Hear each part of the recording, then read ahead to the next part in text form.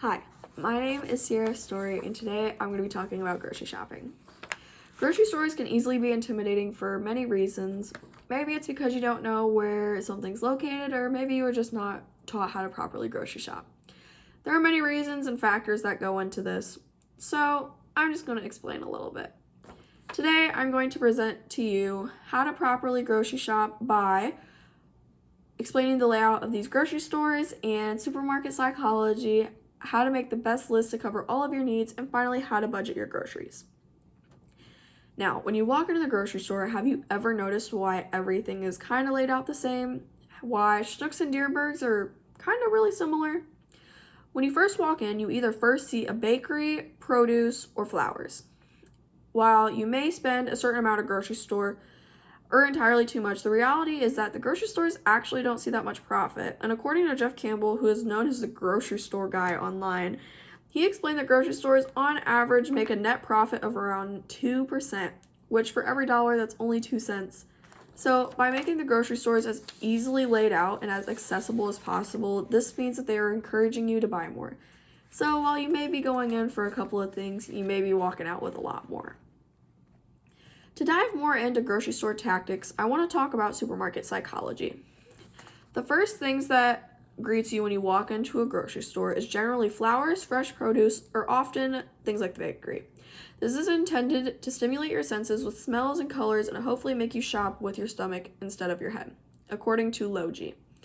The idea is that grocery stores want you to walk in and immediately use your senses to either smell the baked goods, look at the fresh produce, or even just take in all the bright colors. This is making you feel more inclined to shop for those items while you're passing by just because of the freshness or possibly the smells. Now, another thing I want to talk about is also the layout. So, have you noticed that all the items that you usually need, like eggs and milk, are at the back of the store? This means that you're passing by all of these other items that you may have had in the back of your mind that you wanted to purchase, but you just never thought you would go in there for. That way, you're picking up those items, you're going to get your bread or your milk, and then you're also walking out with a lot more. Now that I've talked to you about supermarket psychology and the intentional layout of grocery stores, let's talk about how to make a proper grocery list to fit your shopping needs. First, you'll want to either get out a notepad or open up your notes app on your phone. This will be the most simple step of making your list. Personally, for me, when I'm thinking about making a grocery list, I am first thinking about the meals that I am planning to have that week or things that I'm craving. So start by writing down those ingredients for those favored meals. That way you don't end up missing out on anything. Next, you'll want to think about the easy meals that can be a backup in case if sometimes you're running late and you aren't able to make a fast meal that you planned on making at home, so you just gotta pop in a quick pizza. I find that having 3 easy prep meals or ready to pop in the oven meals are good in case if your cooking plans fall through. And then the final thing that you need to remember when you're creating a grocery list are the things that you don't commonly buy when you're grocery shopping. This would be the items that you usually buy in bulk, like toilet paper, or the spices that you only use once a week whenever you're making your favorite meal. Mara Layton wrote an article for Insider about things that we commonly forget to buy at the store. She mentioned there's reasons why we simply forget things like this at the grocery store just because we might be unwillingly wanting to spend the money or just because we don't feel like buying them that often. I'm sure we can all guess some of the most common things that we forget, like toilet paper or laundry detergent, and usually those items are forgotten at the worst times. So I'm going to tell you where you always need to check before you go to the grocery store. That way you can never forget these items. You need to check your spice cabinet or your pantry, your bathroom, and then finally your laundry room. By making sure that you are fully stocked up on toilet paper, shampoo, self-care products, and stuff like that, you're making sure that you are having these products and you're not forgetting them at the worst of times. And then another benefit of checking these areas is that you're able to become more aware of what you're running low on. That way you can budget it into your expenses for next week. And then, of course, you're all set.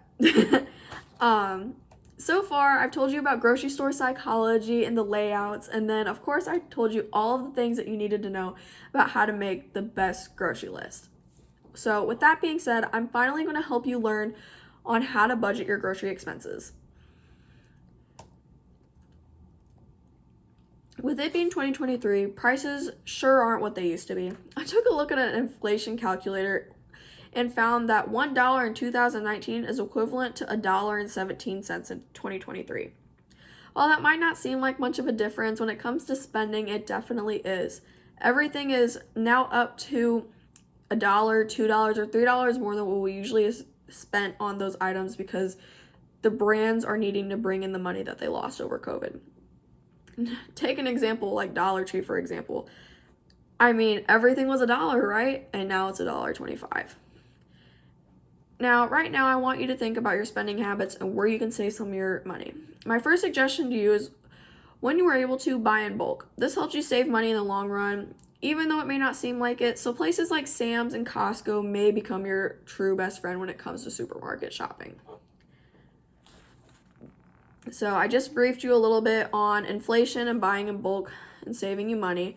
I'm now going to talk about the biggest tip that I have personally found when it comes to shopping by the generic brands. It may not seem like that much of a difference, or to some it may seem like all the difference in the world. We all have our common grocery store brands such as Ragu, Mission Tortillas, Nabisco products, and more brands that are household items. Now, I want you to know that just because something is named brand does not mean that the generic brand is that far off. Now, as an employee of CE Story Distributing, I can confirm that distributors bring in name brand products, but they also bring in the generic brands as well.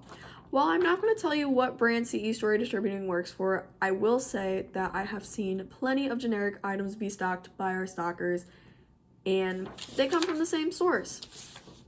So, in conclusion, I have shared with you today all the necessary knowledge to brighten up your grocery store experience. I have explained grocery store layouts and talked a little bit about supermarket psychology, how to properly create a grocery list, and finally, how to budget your spending at the store. My goal today was to inform you on all of these things and make your grocery store experience a little bit easier and a little bit less hectic. It doesn't always have to be intimidating. My first step in growing up and becoming an adult was learning how to save money, and now I've provided you the steps on not only how to make things easier for yourself, and also how to save money, but most importantly, how to eat at home. I hope you all were able to take something away from this presentation and able to be applying this next time you're on your late night Target run. Thank you so much for listening, and have a good one.